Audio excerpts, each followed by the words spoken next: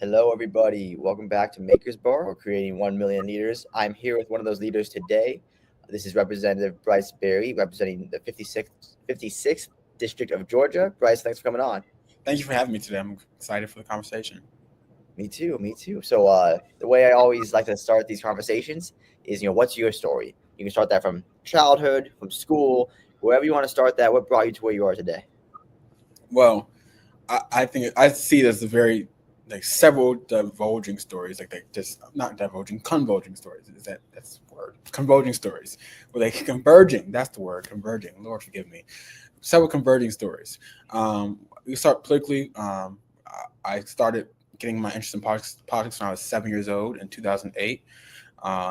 When I saw a magazine with Barack Obama on it in a grocery store, and I asked my mom who it was, and she said, "That's Barack Obama." And I said, "What's he doing?" She was like, "He's running for president." And I was like, "Oh, we can help him run for president." And so at 7 years old, my mom and I were knocking doors in Missouri for Barack Obama, then Senator Barack Obama. And I remember going down to Springfield and seeing him with my family, and I remember the day that he was elected, and that just meant the world to me. And when I finally got a chance to meet him, actually, funny story, I got a chance to shake his hand. That is still my calendar. It's like a reminder in my calendar of the day that I shook Barack Obama's hand. And I doubt he remembers that, but that is a standing event in my calendar for the rest of my life, hopefully. December 1st, that's when I shook his hand. So I remember that for the rest of my life. So that's the politics journey. When I got first interested in politics, I first got interested in working in politics was when I was 14. I was a senator from St. Louis, Missouri. And I was 14. Michael Brown was killed by the police in Ferguson, Missouri. And I grew up in Ferguson. That's where I originated from. And remember that moment so vividly, not just as then was St. Louisan, but as a young Black man that was living in St. Louis in the time, and looking around Ferguson, looking at our own community, and seeing what we lacked, why it took years to fix a pothole, why our schools were historically underfunded, why the closest hospital was miles away from Ferguson. And we looked at these things as less of, yes, the killing of Michael Brown was tragic, but we also get the systematic issues that were going on around us that causes Michael Browns to happen, where people feel hopeless, people feel despondent, people feel like they have nowhere to go but to be cemetery in their own city. And so that's when I got started organizing, and that movement and the gun violence prevention movement throughout high school. But then my mindset kind of shifted in college from, not just organizing and protests and leading protests, to getting good people in office who I thought would advance my values. And so I worked for President Biden's campaign, and I helped Senator Ossoff get elected, and Mayor Dickens, and my big job was with Senator Warnock in his election in 2022. And then that brought me to 2024, when I know I've been working in community, obviously as an organizer, working in politics and in community organizing, and people were crazy enough to think about me running for this seat. And it took me some time to get to yes, but I got to yes, and I ran for the seat in I launched my campaign in 2023, right after I graduated from Morehouse, and I launched it in 2023 and won ultimately 2024. I love that story. I'm excited to dive into it deeper. So was it college that brought you to Georgia? Why Georgia? So it was Morehouse, but I always said I'm like a native Georgian. So I claim to be a native Georgian because I've always been a Falcons fan and a Dogs fan. Even though I'm from St. Louis, but all my family, weirdly enough, all my family lives in Georgia. All my aunts and uncles and cousins, they've all lived in Georgia. So for my entire life, I have come down to Atlanta and spent summers and holidays in Atlanta. And so I knew my way around Atlanta before I got to Atlanta. So I've always claimed Atlanta, but I never really, I could never claim Atlanta, but I've always claimed Atlanta. I'm one of those ATLians that was like, well, I was here. But no, I'm but Morehouse did officially bring me to Atlanta to be official, I guess, an official Georgian. But I've always claimed Georgia, because I've really spent summers down here. Been a Dogs fan. Go Dogs! They're playing the SEC championship tomorrow. Hopefully, we win against Bama. Falcons. Unfortunately, I'm a Falcons fan to a fault. It's Yeah, I'm from Kansas City, so I'm in my golden era right now. But yeah, no, I get that pain. I'm curious to learn. So you said you ran in 2023, and then you ran again 2024. I started running I announced my campaign in 2023. Oh, announced. Okay. Okay. So I'm curious. I actually am not curious why people thought you'd be great for that seat. I talked to you for about 10 minutes, half of the time being off air here, and I see it. You're charismatic. You care about your community. You're very aware of the situations around you, like you're talking about Ferguson. You got a good smile. I see it. I see it. Yeah. So I get why people would gravitate towards you already, knowing you for 10 minutes. I'm curious though, the lessons you've learned. So running, I'm sure it's very different actually. Like, what are the differences between you're helping someone in a campaign and now you're running your own campaign? What were those lessons you've learned? What was kind of the hard part of that? Yeah, I think the biggest lesson to learn is governing requires partnership. In campaign, you're only for yourself. You're not you have a team, of course, that's working for you. But when I was campaigning, it was for myself. And I'm in a constant for myself moment, constantly fighting for myself. Shift to governing, where I have to fight for now over 50,000 people, and try to represent their voice under the Gold Dome, which is what we call the state capitol here. And it requires partnerships. You talk a big game in the campaign. Oh, we're going to go down there, we're going to da. But I ran into the roadblock of I was 23. I was baby of the house as of 2 days ago. Thank God I'm not the baby of the house anymore. Someone was elected that was 21 in the state house here in Georgia. So thank God I'm not the baby of the house. So I was 23. I was very, very, very freshman. But I was a freshman and I was the minority party. So those are three things I'm having to come in contact with. And, I had to shift my mindset of I'm not just fighting for myself now, I'm fighting for my community and their interests and trying to advance their issues in any way I can. And it's hard, but it requires partnerships. And so I had to drop some campaign rhetoric and get into the work of actually reaching across the aisle and working people. One of my proudest things I was able to accomplish this past legislative session that was this year was we were able to receive an increase in the Hope. I can talk about this a little bit later, but we were able to receive an increase in the Hope Scholarship Equity Equalization Fund. And what that does is it levels the playing field, particularly for HBCU students. The Hope Scholarship is an in-state scholarship tuition need-based scholarship here in Georgia. And our USG schools, public institutions, Hope Scholarship covers full cost for them. But our student schools at like Morehouse at Clark Atlanta, it covers about 25% of those students' costs. And so I'm happy to get into this later, but I had to work across the aisle to get more money for those HBCU students. And, those HBCUs, of course, I went to Morehouse, which is in my district, but those HBCUs are in my district, and being able to advocate for those students and understanding that, it required partnership. It was hard, but it required partnership, it required governing together and putting aside rhetoric and actually focusing on what can we do immediately for the people. Yeah, no, I'm happy to get into that now. Education is one of the pieces that I know that we wanted to cover. And in my mind, that's such a national issue as well. So if we can see the successes that you've had and through the the struggles and the different adjustments make at a small level, though Atlanta's a big city. So when I say small level, it's not, Georgia's a pretty populated state. So if we can take those lessons there, it can help us everywhere. I'm here in Chicago. My mom's back in Kansas City, goes to St. Louis. So I'm happy to get into that here. What were some of those lessons you learned? So when you say partnership, do you have any specific examples of when I reached across the aisle and I had to overcome being the freshman, we looked at a certain way because you're so young? What were some of those obstacles you had to get over to get this legislation passed? Yeah, of course. So let me explain the story about the Hope Scholarship a little bit better.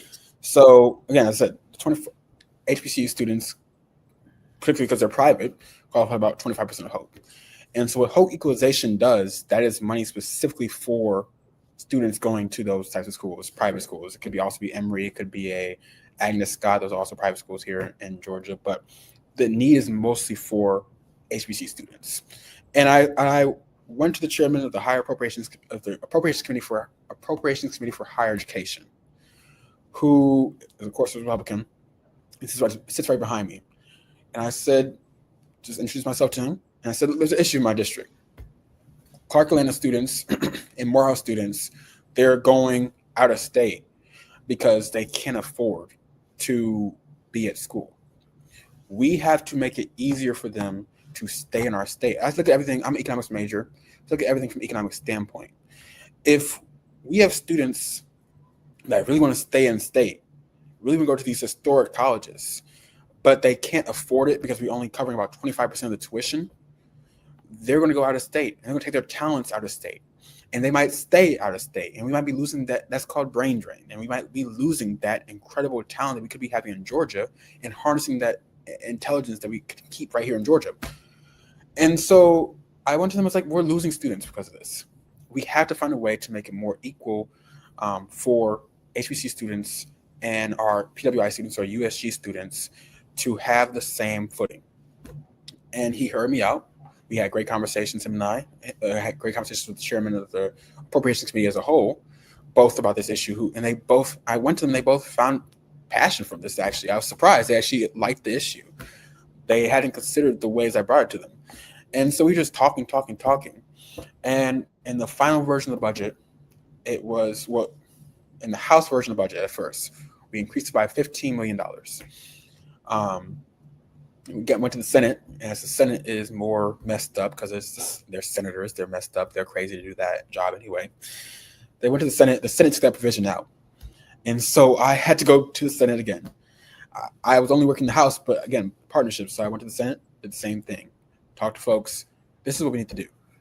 And ultimately, in the compromise version, we were able to increase by $10 million, which in the context of what that increase means, it means that the average student at Morehouse will now be able to get the same amount covered as a student at UGA.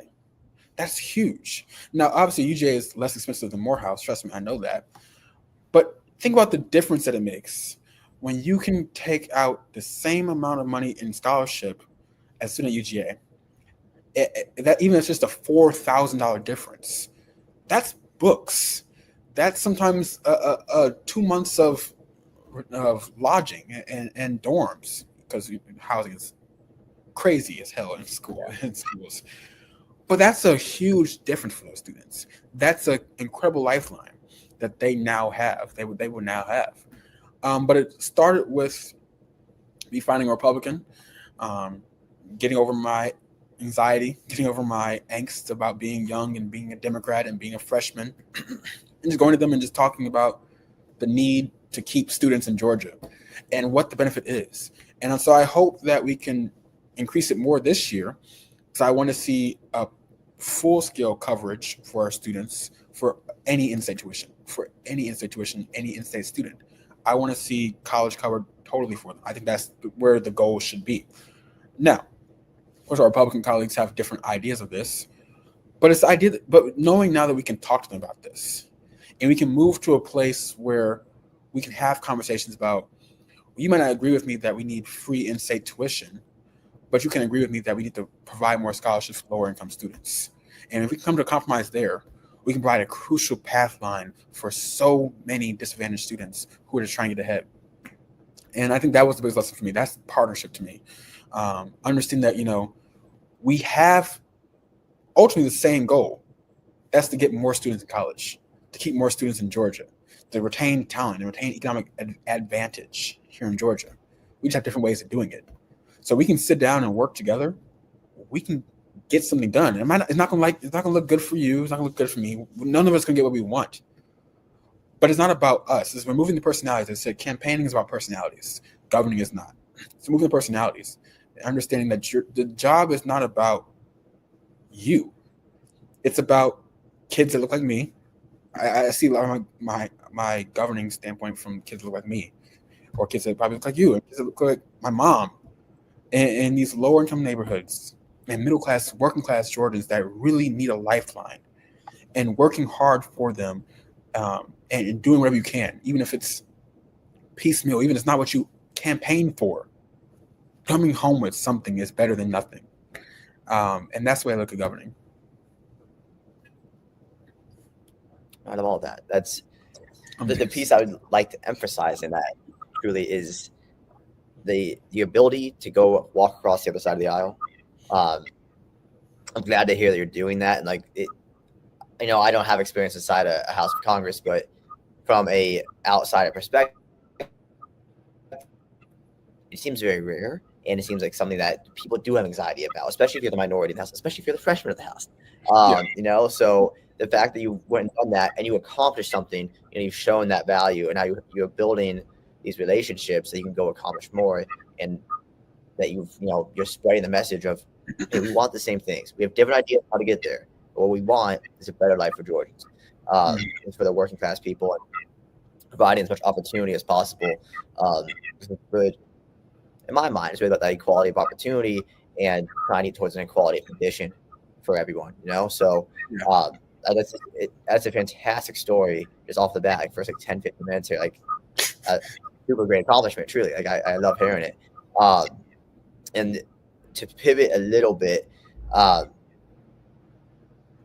know that one of the topics that we wanted to get to was healthcare and your healthcare stance.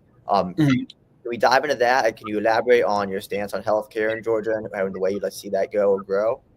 Yeah. So Georgia's one of 5 states. I think it's 5, 6 states that has not expanded Medicaid yet. Expanded Medicaid would bring jobs to Georgia, would ensure over 400,000 Georgians, and lower costs for Georgians. It's the single most effective thing we could do immediately. But unfortunately, I think right now we have wasted so much time since the Affordable Care Act was passed in 2010. 15 years later now. We wasted so much time not expanding Medicaid. That expanding Medicaid is probably now the bare minimum that we can do. We have seen healthcare crisis upon healthcare crisis, and it's becoming harder and harder and harder to survive because it's just too doggone expensive. We're losing hospitals, we're losing OBGYNs, we're losing therapists. Expanded Medicaid is only going to solve now, because of the crisis that state leaders have created, is only going to solve about a piecemeal of the issue. It's still going to help for sure. Help. It's going to help just a little bit. Healthcare vision that I have is a universal system where it is free and universal. You can walk into a good quality doctor and get the care that you deserve. That's what I think we need. That's what I think we ought to be moving towards a free, universal system of healthcare where you can just go where you want. There's clinics available in your neighborhood. There's hospitals available. There's doctors in your town. And you can just go there, get the care you need, and not have to pay a dime. That's the vision I think we ought to move towards. That's what other advanced nations are able to accomplish. In fact, every other nation other than America is able to accomplish that same vision. We are one of the only ones that cannot seem to comprehend that when you make these types of investments, yes, it is expensive now, but long term there are savings. When you have a healthier nation, you don't have to spend as much on things like emergency surgeries or out-of-pocket costs for medicines because we are a healthier nation. But we can't seem to comprehend. I don't know what it is. I think the blinded by the numbers that these investments now bring savings later. So those are my 2 visions. I think we need universal health care. I think I'm going to say we need universal health care to bring down healthcare costs and to ensure that people can get medicine in their bodies, they can get doctors in their communities. But if we're talking about right now, what we can get done hopefully soon It's just expansion of Medicaid. It's so piecemeal right now, though, because we waited so long and the crisis is only exacerbated.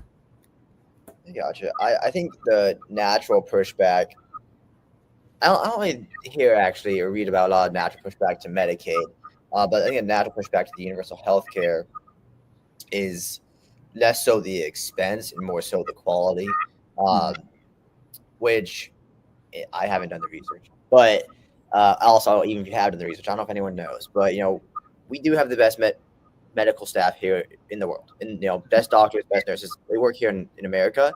That could be due to just our education. That could just be due to the system that America is. Some would argue, that's due to the expensive healthcare, and I don't think anyone denies healthcare is way too expensive. I know Republicans that back home that just like, they wouldn't want to change a thing, and they'll still complain about the healthcare costs. They're paying to do a good job, and so all those things. I think that'd be, in my mind, that'd be some of the natural pushback you would get. Is this something you've talked about in the House? Has there been like an ongoing conversation, pushback with the other side of the aisle there? So I believe the majority of Republican colleagues understand the need to do something. Where they get scared is because they don't have the support yet from the top of leadership, I will say, for Medicaid expansion. But you understand the majority of my Republican colleagues are rural. I think in the city of Atlanta, we only have one Republican in the delegation. Macon probably has, I think as well, one or two. Columbus has one. Like these metropolitan areas, they don't have many Republicans. Republicans come from mostly rural areas, and so they see this for themselves. They see it themselves, and they want to do something. And I think we're going around the bush often, but this year we saw a huge breakthrough. Not a huge number, but it was a breakthrough in the Senate where the Medicaid expansion bill is starting right now. 4 Republicans signed on to that, breaking with the governor's position and the lieutenant governor's position, and saying my community will benefit from Medicaid expansion. And I would like to see the same in the House. I don't know there's an effort in the House if there's a bill in the House. If there is, I will look for it, and I can get back to you on that, and you can leave in the comments or something. But I know in the Senate they have 4 Republican signers. In the House, I'm sure we can get far more if there's a bill. But there's a will. There's a will. But I think you have to look at the top of leadership as well, and the signals that they're sending. Frankly, our governor right now is not interested in this. Our governor sat in a room with hospital CEOs and joked about not expanding Medicaid, and said, you all are a lot richer for it. This kind of callousness and cruelty, in my view, is the problem that was holding us back. I don't think it's not because our governor's Republican. That's just cruel. To laugh with CEOs about them getting a lot richer when we've lost over 30 hospitals in the past 15 years in Georgia, that's cruel. That's just mean. And that serves no purpose but to bully your own constituents, Jordans. We have to have leadership that leads with vision and values. And even if they didn't agree on Medicaid expansion, let's say that we should do something to lower healthcare costs instead of laughing with our CEO friends and buddies. That's just what it is to me. No, that makes sense. Yeah, it is an interesting phenomenon. We won't go down this whole route because that would take longer, but I see the leadership problem on a national level. I mean, especially in my view from the Republican side, but I see the lack of leadership at all from the Democratic side on a national level, and how that trickles down can really affect everything. And I agree with you. I think that's out of line with the constituency of just normal people, or the actual voters. I've seen very little pushback on Medicaid from anyone. Medicaid expansion, that seems to be a bipartisan thing. So it's unfortunate. I hope that when we talk next, it's going to be a win that you guys have down there as well. Again, go. Another big inhibitor is that our session, when are actually in session. We're actually in session passing laws. It's only 40 days. Um, no, I'm against that. I'm co-sponsoring a constitutional amendment that would expand it to 90 days, which I still think is too little. I would prefer a full-time legislator, and because Georgians' problems are full-time, so why is our legislator part-time? Why are we only working 4 days in the week for 40 days? That's not working for Georgians. But we have session in off year and election year, and really, if you think about it, the off year session is really the only time you can get stuff done, even in the regular Congress. Congress, the joke is always you have 6 months to get something done until the summertime, and after that, you're in campaign mode. Same here in the State House. You have one session in the off year to get something done, and the next year you have campaign mode. So that next year, the majority of the Senate is running for higher office. You have so many senators running for attorney general and lieutenant governor and governor. Their focus is not going to be on Medicaid expansion. It's going to be on getting campaign dollars. And I can't blame them for that. Do what you got to do to win. Campaigns are personalities. So do what you got to do to win. But we're stuck in this vicious cycle where we're only stuck with 40 days to get something done. I think if we had a longer session, if we were full-time session, we could actually get stuff done. We could work together a little bit better, and we could have more thought out and cohesive policy. But we're kind of stuck in this dangerous, idiotic cycle of we're here for 40 days, we're going back. You come back, and then you come back, and people who were your friends are now saying the most outrageous things because they're running for governor now, and you just don't understand what happened to this person. Yeah, to me, that's actually where I'd want to start. If every now and then, I definitely think about, well, what if I was in this position? I'm just super interested in the politics of our country, and in my mind, that's like where I'd start. It's like there are these systemic issues with how our representatives can actually get things done. So I think that's right there. That's a great policy, going from 40 to 90. That's just like a fantastic systemic issue that if we solve that first, I think that would make room to get X, Y, Z done later. Are there any other systemic issues that you've noticed in your time there in the state? Oh yeah, I think we systemically 40 days is just not working for Georgia. I don't think it's good. I think the influence of money, of course, has always been an issue since 2000s, since first really hit ahead. Influence of money and who controls money. You see down at the state capitol, I have good relationships with most lobbyists, but you can tell which lobbyists not to mess with. You can tell I'm not going to go against those lobbyists because they're the nicer suits. They're the nicer suits and they have a larger team. I'm probably not going to go against them. That's the name of the game.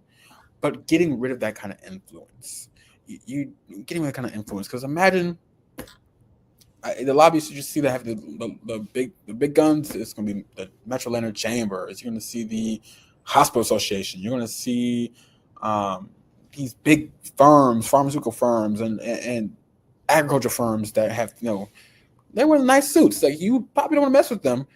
But imagine if we equal the playing field and got rid of that and that corporate influence in our politics and stop letting money dictate our politics. Imagine we were able to stop letting money dictate our politics and what that could do and free up. But unfortunately, right now we have a system where, again, in Georgia, so we can't raise money for our campaigns while we're in session. Can't raise money while we're in session, which is meant to be the kind of block to being influencer. That divider. But it doesn't stop you from getting a check the second that session ends. It doesn't stop you from getting checks before session starts. What if we ended corporate PACs, period? What if we ended that period and stop letting corporations influence our elections, period? Because I cannot take money during session, cool, but I can still take money the second session ends and the second before session begins. So you can influence me all through the summertime into the fall or winter, give me all the money, take me on all these steak dinners and all these trips and everything, all throughout this. But just during the 40 days, we're not corrupt. I think that's still an issue. I think it's still an issue. So we have to get rid of corporate money in politics. Yeah, the conflict of interest. Forever, so my background, I got my accounting degree, master's in CPA out of University of Kansas. So one of the big things I learned about with those ethics classes, the conflict of interest and everything. It's kind of crazy actually how just every single industry, you can't really get away from it. In my mind, don't get me wrong, you end corporate PACs, I think that is a game changer. I think it does move the needle. But in my mind, my fear is, and I'm kind of curious if you agree, is this a gravity problem? I think it's is that Peter Thiel quote? I can't remember who had that first, who coined that term. But a gravity problem is you can't solve gravity. Gravity exists. It's here. It's always going to have its influence. Do you think that corporate money or just, the big time donors, like in my mind, it's a gravity problem that you just can't really solve for? Maybe you can put blocks on that getting rid of corporate PACs is a block. Do you see that the same way, or do you see it as like there is a possible fix with it? Yeah, it could be a gravity issue. It could always be prevalent. You end corporate PACs, you're gonna find a way. As a lot of it's like prohibition. There was a conscious movement to ban alcohol, and there was started an underground network of alcohol sales and alcohol drinking. It could likely be the same way, but I think the perspective should never change. Of this is something we should aspire to have. Let's try it out. Like I think we shouldn't let the fear of trying hinder us from doing something. Same for any of the other big ideas: Medicaid expansion, universal health care, $20 minimum wage, whatever these big ideas, pie in the sky ideas are. We shouldn't let the fear of trying and saying, "Oh, it could go another way," stop us from an immediate benefit. I'm currently getting my master's in public administration at Wake Forest, and that's what we're learning now. Public administration should be measured out and done correctly, but it's also so you should have a good balance of measured, sound public administration and administration of public services. But should you also delay a potential game-changing program because of kinks, because of what could happen, what could go wrong? I look at, so right now my focus right now is the healthcare.gov rollout in 2011. After the Affordable Care Act passed, they launched healthcare.gov. It was a disaster, but it has to be a nuanced view. You needed that launch because people needed that healthcare system, and that was something that was needed and immediate and fast. And had you delayed any longer, more people could have gone without healthcare. So there's that constant balance you have to try to find the balance of between the administration of public goods and public services. Yeah, that makes sense. Hope we extra credit my paper for saying that. My professor's watching this and gives me extra credit my paper for saying that. That's a fantastic example, and the analogy as well is also a great analogy with the prohibition.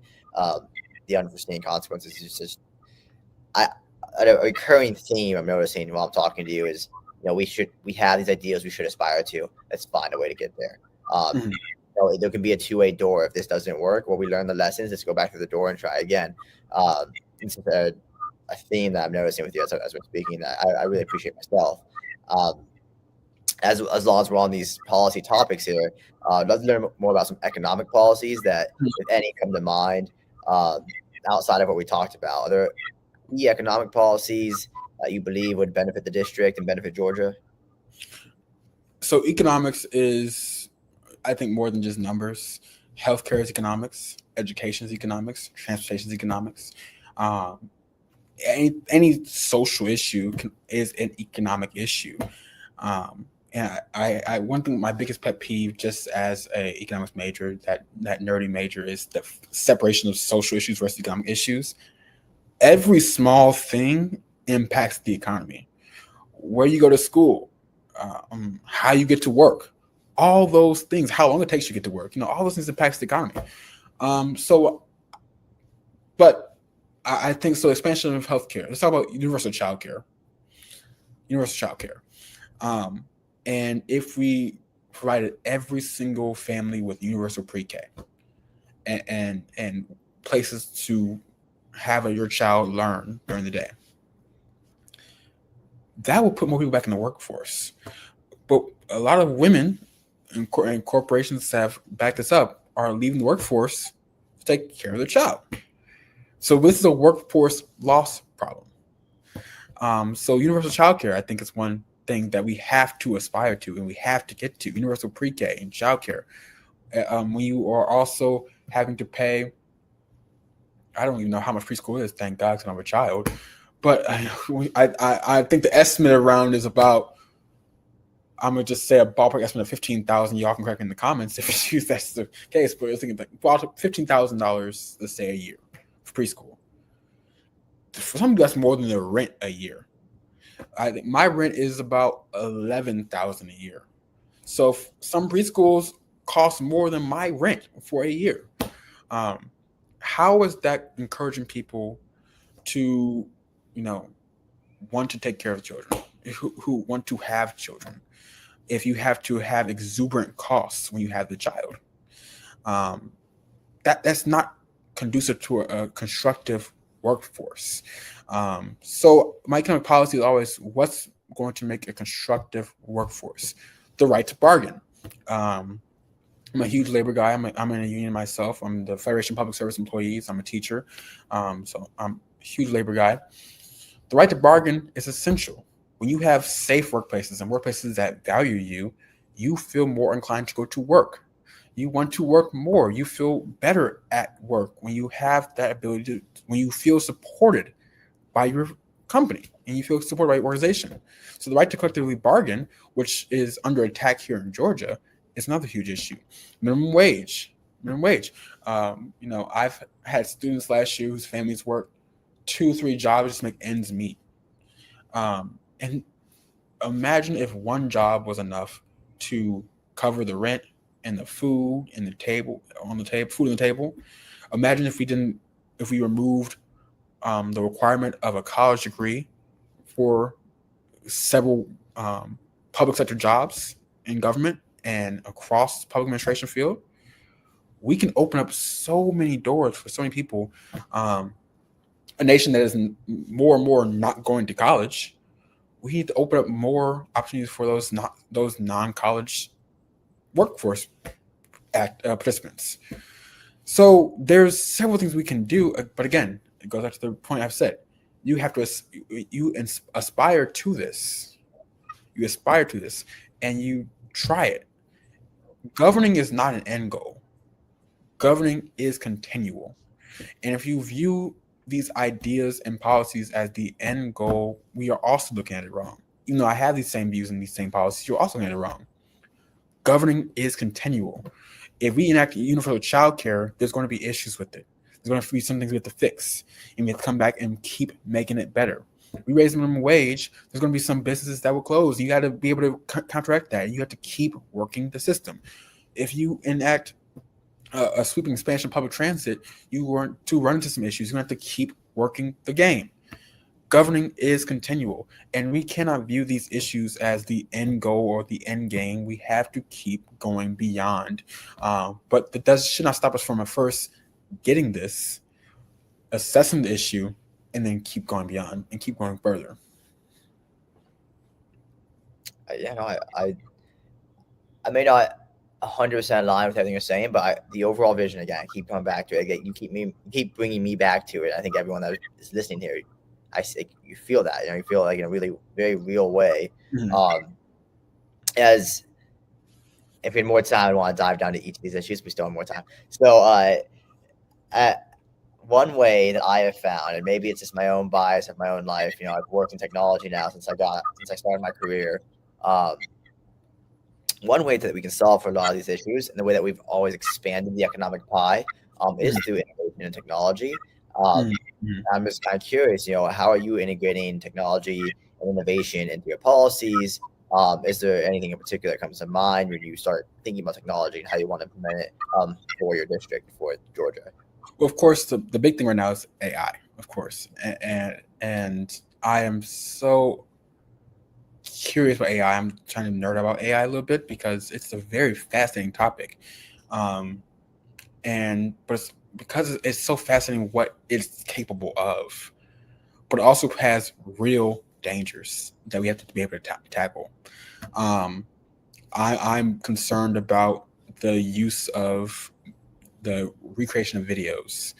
Um, so I don't know if you've seen on TikTok, there's been videos made of like spiffing Dr. King's speeches and Abraham Lincoln's speeches, and they look real. They look real. And my concern is that one day in the future, we could be confusing the words of Dr. King or Abraham Lincoln. And so being able to put some guardrails around what can be made, especially when it comes to, our historical figures on children, what can be made around AI. Look at one of the bills I have is a bill that would tackle AI discrimination in housing. There are companies that will use AI to review and to go over applications for rental applications or for mortgage loans, and being able to. My bill simply says that if you're using this to process your application, you have to have a human verification with it, because AI could fall through the cracks, and the human verification is just this is double standard. So people are not locked out of their homes, and we're creating an inverted system of redlining and zoning discrimination because we're only using AI to measure out applications. I look at things like workforce loss as well. Concerned with workforce loss with AI, the rise of automation with the Waymos. I love the Waymos. I've been to Waymos before, but I looked at it from this. But again, standpoint of COVID, Uber became a crucial lifeline for a lot of people who lost work, and they had to go Uber. And so, what do we do now with those workers that solely Uber for their source of income? And we're increasing the amount of Waymos that are going out. Waymos, I don't know if it's not across nation, of course, but there are a lot in Atlanta. I see them everywhere in Atlanta. What do we do with those workers that rely on Uber, Instacart, and DoorDash to make their ends meet, or to supplement their low income? So I think we need to be looking at this rise of technology and automation and AI in every single policy we do, because it changes every single day, which will mean our policies are going to have to change every single day as well. AI is capable of doing things that we were not able to do just a month ago. And so even when it comes down to healthcare, down to transportation or economics or, education, constantly taking a look at how do we integrate technology in a safe, productive way that also has the guardrails that ensures that we continue to support our workforce and support society. If that all made sense, but I'm nerding out about this. I've been reading a lot about that. I get it. One of my big, it all makes sense. There's concerns with AI are endless. For me, like the big one, for example, is we don't live in the highest trust society at the moment. Mm-hmm. Yeah. And a lot of that's with social media. Mm-hmm. Now with AI, Gemini, for example, they just came out with their new version, and you could tell when these pictures are fake a little bit. They looked incredible, but you could tell. Mm-hmm.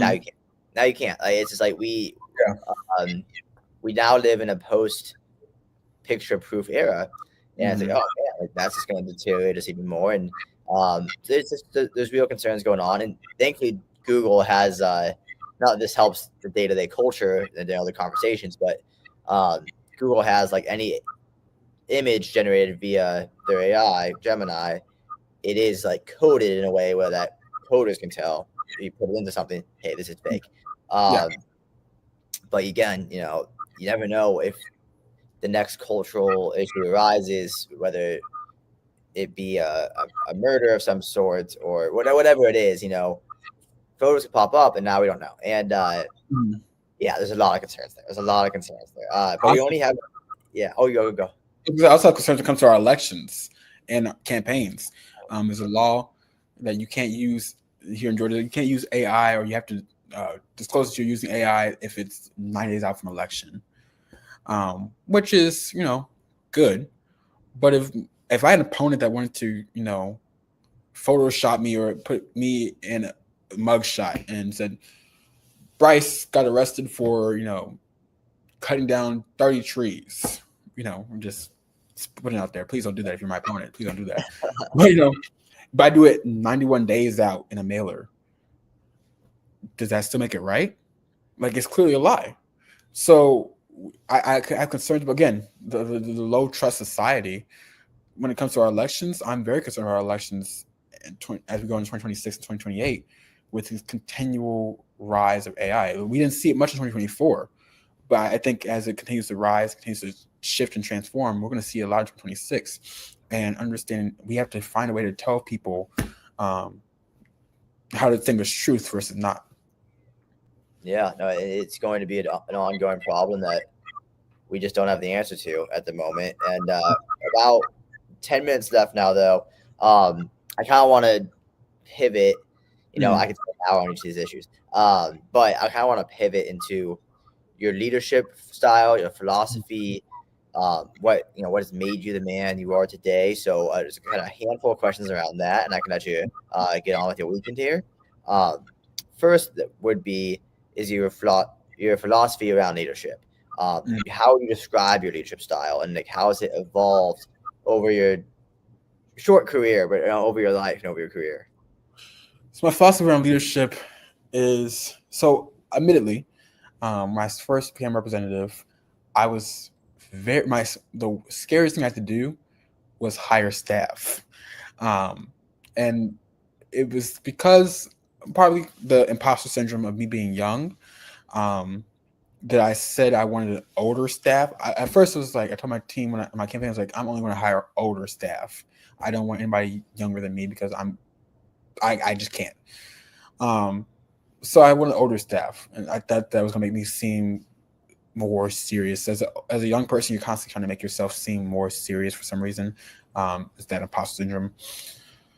And I ended up choosing a staff that was all college students, and they did a great job. They did an excellent job, and they're coming back to me this next session. But I was very scared to hire staff because I was just like, I'm the boss now, and I'm so used to being the staffer, and now I'm the boss. Like, I'm the one telling you, you do this, you do that. I'm the one delegating out roles, and that was scary to me. That's something I had to grow into. But my philosophy is, I just take it day by day. I'm giving myself grace. I'm new to this job. They're new to staffing. We're learning together. And that was the beauty. That became the beauty of the office. And I think why we were so successful as an office, why we were able to get so many things done, is because we were learning together. We were able to make mistakes and give each other grace. I'm type A to a fault. Everyone would tell you that I'm type A to a fault. But having my staff be like, Bryce, stop. Like, we got this. You hired us for a reason. Like, we're not here as plants. Like, we got this for a reason. And that was a good conversation because like, oh, I can trust you more. Like, I can because I have to trust you more. I have to trust you more. So there's that philosophy, like, take it day by day and give yourself grace. And when leading, there'll be times when you get down on yourself, you won't trust your own self, you think that you're not ready for this, but you are. So give yourself grace. Second thing I would say, my philosophy comes from where my views come from and how I lead. Comes from my faith. As a Christian, I look to scripture that says, what does God require of you but to do justice, love mercy, and walk humbly with your God? And justice, that to do justice piece is the one that sticks out for me. Because what does justice look like? Justice is different in the eye of the beholder. But again, the idea of justice is, I can assume that as God's children, as my faith teaches us, we're God's children, that we all have this mind towards justice, that we all have this mind towards doing God's work here on earth. And to me, justice is, making sure a child doesn't go to sleep hungry, because Jesus fed the hungry. Justice means clothing the naked, because that's what Jesus did. Justice means providing more, because that's what Jesus did. And so as I look at this idea and this concept of justice, of what that's God's one requirement for us, my philosophy is always built on like, how do I do more each day to show my love to someone else? And hopefully my love emanates to someone else that does not feel that love at all.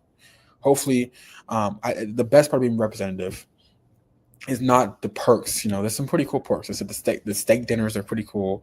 The nice parking at the airport, that's nice. But the best part of my job is when constituents email me and they say, we haven't not heard from the Department of Agriculture in months, and we just wanted food stamps. We're trying to get food stamps.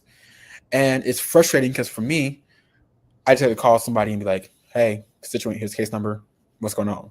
Oh, well, sorry, representative. We'll get it done for you right now. Click, boom, done. But to them, that's their entire world. For me, it's just frustrating that I have to make the phone call again. But to those constituents, that's food on their table. And that's the best part of this job. Understanding that you can make an impact on somebody's life each day. And nothing beats that. But it's all built in what I think God requires us to do. That's to do justice by every single person and to ensure that they have what they need to get ahead. So I always ask at the end, not that we're done yet, if you have one final message you want to give to your listeners, to the voters, the district, what would that message be? I can still ask you that in about 5 minutes, but man, that right there, that's beautiful, man. Truly, that was wow. So before we get to the last question, though, obviously I can see where a lot of influence is coming from. I'm curious though, are there any mentors throughout your life? Maybe it was a book, maybe it was a trip or an event that had a significant influence on your journey here. I know that you mentioned Obama when you were young. That was a big thing, but any mentors or anything like that come to mind? So the book I will say is To Kill a Mockingbird, one of my favorite books. Atticus Finch's line, you never understand a person until you walk around their shoes for a day. That's the line that sticks with me that will stick with me for the rest of my life, because you really never understand what a person is going through until you walk around their shoes. And I think one of the greatest experiences I had when I was younger, I did a program that brought together Black high school students and Jewish high school students across the St. Louis area. And we were together, we did leadership development and training together. It's called Cultural Leadership. And it brought those two perspectives together. And that was so necessary for me as an adolescent, because I never been to a Passover Seder.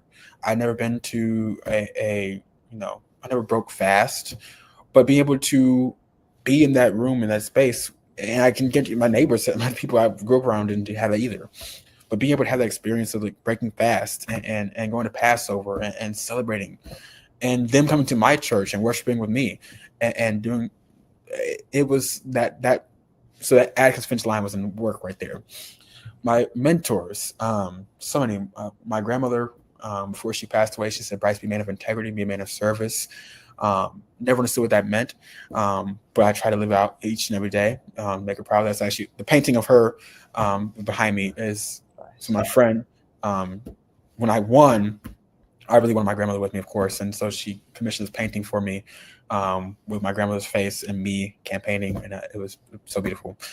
My grandmother, her influence, my goddad, who is, I consider him like my real dad, because he does mean the world to me, and what he stands for and how he composes himself, how he leads, how he loves.